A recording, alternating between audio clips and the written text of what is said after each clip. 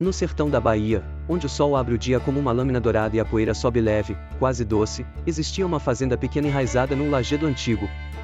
Chamava-se Malhada Boa e, desde a morte de Lia, quem a tocava era Amaro Nunes, homem de 40 e tantos anos que tinha desaprendido o gesto simples de abrir a boca para conversar.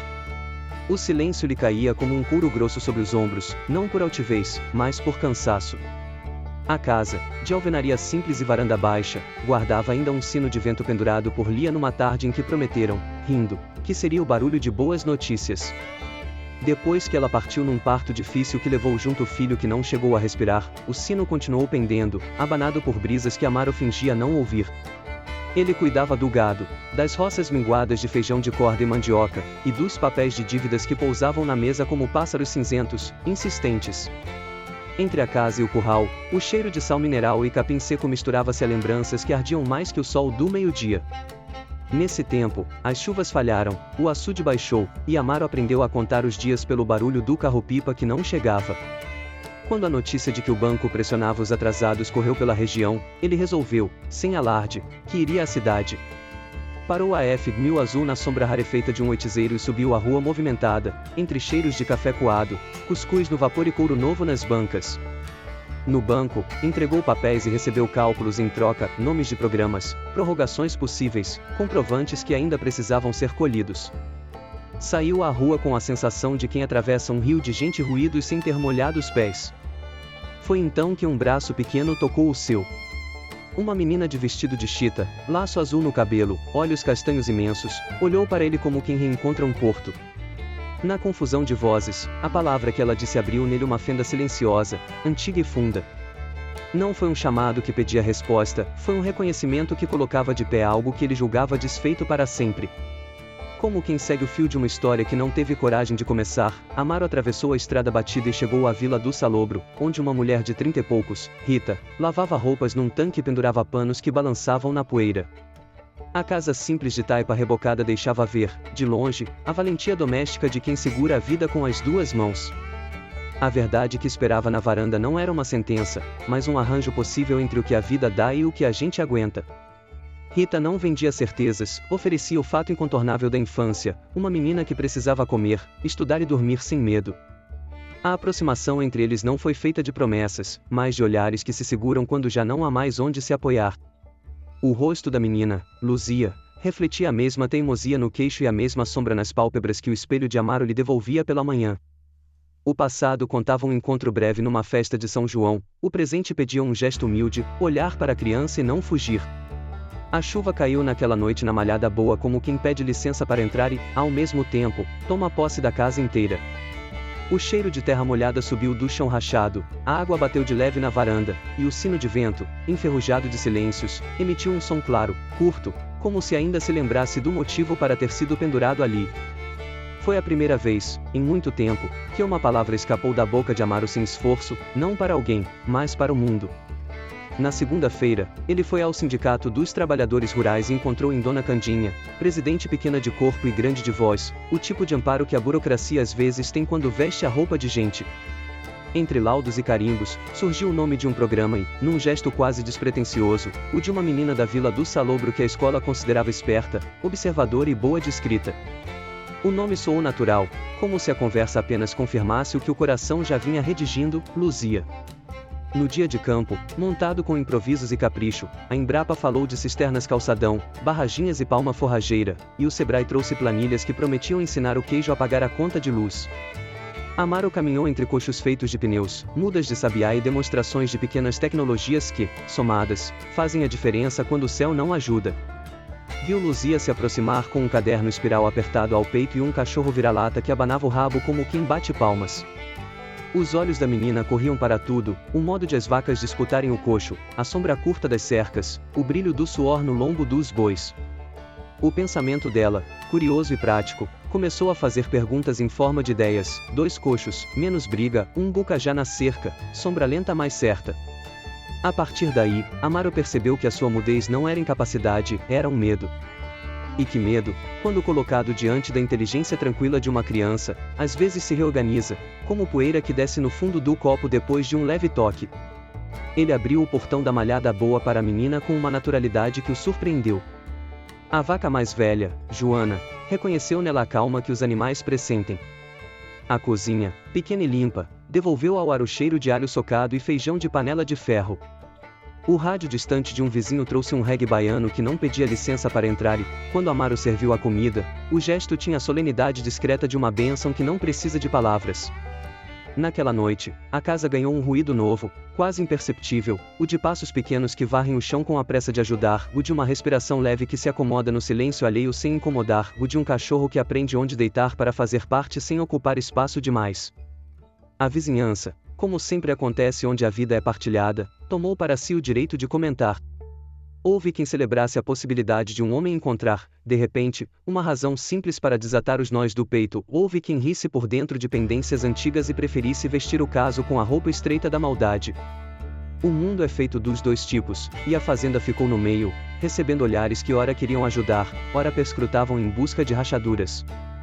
Rita foi a malhada boa no dia seguinte, não para cobrar, mas para entregar o pedido mais difícil: respeito. A conversa, assentada na mesa do café, não trocou acusações. Trocaram-se as miudezas que constroem futuro: horário de escola, remédio atrasado da mãe de Rita, transporte para o posto de saúde, e a vontade negociável de que a menina tivesse rotina e dignidade. Ali, uma família começou a se desenhar não porque as partes se encaixavam no molde perfeito, e sim porque a paciência e a verdade encontraram, juntas, uma mesa onde pudessem partilhar o pão.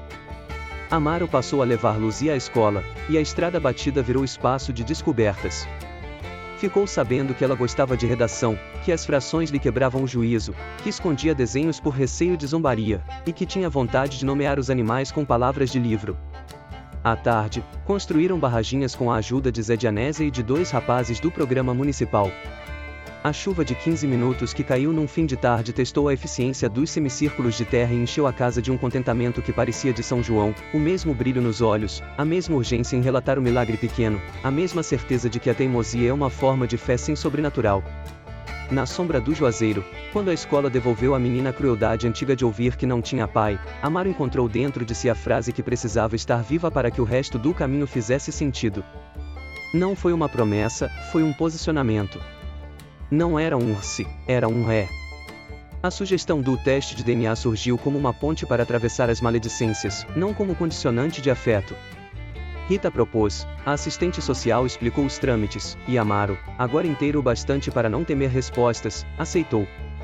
Na varanda, naquela noite, a cabeça de Luzia encostada no ombro dele anulou a necessidade de qualquer papel, mas a vida em comunidade exige documentos para validar o que o coração já faz.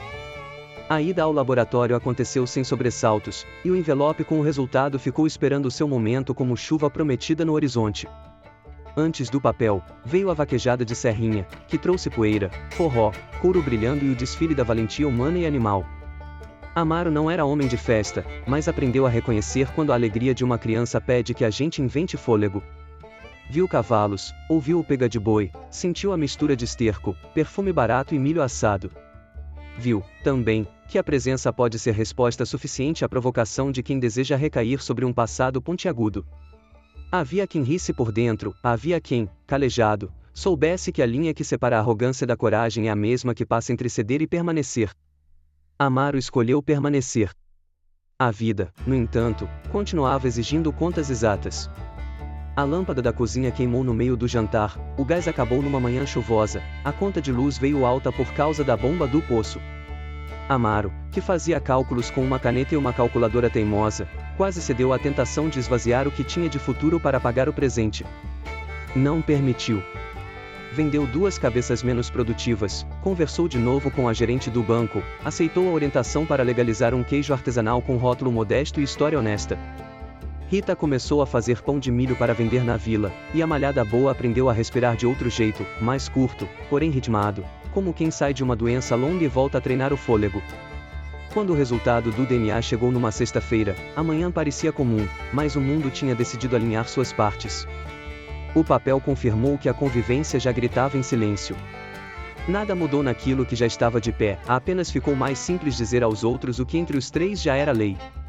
Com o documento, veio o registro, e o sobrenome da menina ganhou uma casa nova sem perder a antiga. A rotina se estabeleceu com a sabedoria das famílias que não têm medo de negociar o tempo: 3 dias na malhada boa, 4 na casa de Rita, domingo com almoço junto e conversa sobre o que presta. Zé de Anésia comemorou com fogos discretos, Dona Candinha levou mudas de umbucajá, ipês e sabiá para cercas vivas, e a fazenda se encheu de pequenos projetos que miravam um futuro de sombra: garrafas PET perfuradas irrigando mudinhas, esterco curtido em volta de cada pé, e um cachorro que, vaidoso de pertencimento, aprendia a não cavar onde se planta. A seca voltou, como volta sempre por aquelas bandas, lembrando que nenhum alívio é eterno. 2 meses sem chuva fazem tudo cheirar a pedra quente, e até o vento parece desistir de soprar. O açude baixou outra vez, as barraginhas resistiram como soldados pequenos e muito teimosos, o capim perdeu o brilho e a prefeitura atrasou o carro-pipa. Foi quando o seu Damião, que guardava ressentimentos de cercas antigas, apareceu com proposta desonesta travestida de urgência. A ameaça, além de injusta, explorava o medo que mora na barriga quando a água falha. Mas a família, até ali, já tinha aprendido uma lição definitiva: o primeiro não bem dado salva uma casa inteira de muitas vergonhas futuras. O não veio firme, acompanhado pela presença de Rita e pelo olhar de Luzia, que tremia e, mesmo tremendo, ficava ao lado. O intruso foi embora com a poeira levantada, e o silêncio que restou não era de covardia, era o silêncio de quem escolhe a dignidade como método. A rede de gente cinzé com tonéis emprestados, Dona Candinha com ofício na mão, Rafaela agilizando o crédito para barramento de calçada, amparou a fazenda exatamente no lugar onde a água faltava. A vida, quando possível, se faz de mãos dadas. O aniversário de 9 anos de Luzia caiu num sábado de céu claro. O bolo de fubá com cocô dividiu o espaço da mesa com um vestido novo e um presente leve que valia um mundo, um caderno grosso e lápis que riscavam escuro. Amaro, ainda econômico de palavras, aprendeu a demonstrar com gestos o que a língua demorou a reaprender. Entregou o caderno como quem oferece uma chave. A menina entendeu e começou a encher as páginas de animais, cercas que davam sombra, histórias que começavam com uma pergunta e terminavam com a tranquilidade possível de quem escreve o que quer ser. A escola pediu uma redação sobre família, e ela, de letra firme, explicou que família era a mãe Rita, pai Amaro e o cachorro Fubá, e que ali se plantavam coisas que demorariam a dar sombra, mas que um dia dariam. Quem leu reconheceu a beleza não instalada, aquela que promete, e a professora guardou a folha com o cuidado que se tem com planta rara. Em março, depois de semanas de sol e negociações permanentes com a esperança, os umbucajás exibiram suas primeiras flores brancas, minúsculas e precoces. As barraginhas guardavam um fio de água, o açude ainda respirava curto, mas respirava. Os queijos com rótulos simples, malhada boa, queijo de família, começaram a aparecer aos sábados num café da cidade, e a fotografia que a gerente tirou com o celular, compartilhada num grupo de produtores, mostrou que o gosto bom também encontra caminho. Em casa, os 3 aprenderam o ritual diário das coisas que sustentam: café coado no pano, beiju com manteiga, a contagem das contas e o planejamento de pequenos passos, como quem escala uma ladeira que não acaba, porém conhece cada pedra pelo nome. Ao fim das tardes, a varanda recebia um vento mais manso, e o sino que antes restituía a memória da ausência passou a anunciar presenças. Amaro, sentado, via ao redor uma fazenda que não tinha multiplicado hectares, mas multiplicara pertenças, uma criança que se descobria estudante, uma mulher que dividia a lida e o cuidado, um cachorro que vigiava sem bravata, vizinhos dispostos a somar quando a honra pedia companhia. A voz de Amaro, que um dia se calou para não admitir um mundo desmoronando, reaprendeu o ofício de coisa viva. Não se tornou tagarela, aprendeu o tom certo, aquele que diz o necessário e, por isso mesmo, sustenta. Quando a noite caía, a fotografia de Lia na parede não doía como antes. Era lembrança e fundamento, não ferida aberta. Lia, de trança presa e vestido claro, parecia caber nessa casa nova que crescerá sem ela e, ao mesmo tempo, graças ao que ela tinha deixado, um zelo simples, um sino de vento, um modo de varrer a varanda aos sábados que resistiu no costume. Amaro entendeu, sem precisar dizer, que não traía o amor antigo ao construir um presente possível. Era a maneira honesta de continuar. Em algum desses fins de tarde, Luzia perguntou, com a curiosidade prática de quem mede o tempo pelo crescimento das coisas, se aos 12 anos já haveria sombra de umbu para sentar embaixo e ler. A resposta, que não prometia o que o céu pode negar, ainda assim oferecia destino: talvez sim, se o cuidado persistisse. E o cuidado persistiu. Porque ali se aprenderá que ser pai não era um papel carimbado, embora o papel ajude, não era uma frase dita, embora a frase assente, era um gesto de permanência. Ficar quando é mais fácil ir, regar quando parece inútil, repetir o caminho até a escola quando a estrada afrouxa a suspensão, dizer não quando a desonestidade se disfarça de solução, repartir o pão quando o peso da conta amedronta. A câmera imaginária que, se existisse, teria filmado a malhada boa ao longo desses meses, se afastaria agora com calma, revelando as cercas consertadas, as mudas jovens protegidas por garrafas PET, as barraginhas verdes, o curral arrumado, o tanque com sabão de cocô e a varanda limpa. No centro, 3 vidas, sem milagres ou vestígios de grandiosidade, há apenas gente comum que, diante de perdas maiores que suas forças, escolheu a companhia, a palavra certa e o trabalho miúdo como o barco para atravessar. O sino de vento tocaria outra vez, não para lembrar o que se foi, mas para celebrar o que ficou, um lar que se reconhece pelo som do riso de uma menina, pela firmeza mansa de um homem refeito por dentro e pela coragem diária de uma mulher que olha a vida de frente. E, enquanto o céu baiano se estende largo como promessa, a sombra plantada começa, enfim, a cair sobre o chão quente, oferecendo frescor para quem tiver paciência e amor bastante para sentar e ficar. Os anos passaram com a lentidão paciente das estações no sertão. A fazenda malhada boa não cresceu em tamanho, mas se alargou em significado.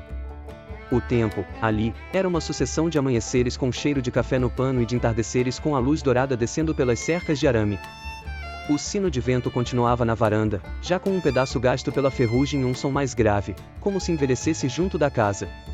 Luzia cresceu entre livros e roçados, aprendendo que os dois exigem o mesmo tipo de cuidado, constância e paciência.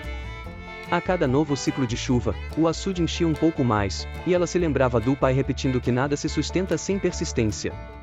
Estudava na cidade vizinha, voltava nos fins de semana, e o rosto já começava a carregar os traços de Amaro, o olhar profundo, o queixo firme e o silêncio que, nela, era menos peso e mais pausa. Rita envelheceu com dignidade simples. As rugas vieram como marcas de estrada bem percorrida. Continuou vendendo pão e queijo, mas agora fazia por gosto, não mais por urgência. O quintal dela vivia cheio de galinhas e risadas, e as vizinhas a chamavam de mulher de sorte, embora sorte, na verdade, fosse apenas o outro nome que davam à persistência e ao amor diário que ela colocava nas coisas. Amaro, por sua vez, começou a andar mais devagar. O corpo doía nas manhãs frias, os joelhos estalavam, mas os olhos tinham serenidade. A voz, antes guardada como um bem escasso, agora era medida com cuidado, dizia pouco, mas o suficiente. Ele se acostumou a falar com o gado, com o cachorro, com o vento, e, às vezes, com Lia, cuja foto permanecia na parede da sala, já um pouco desbotada.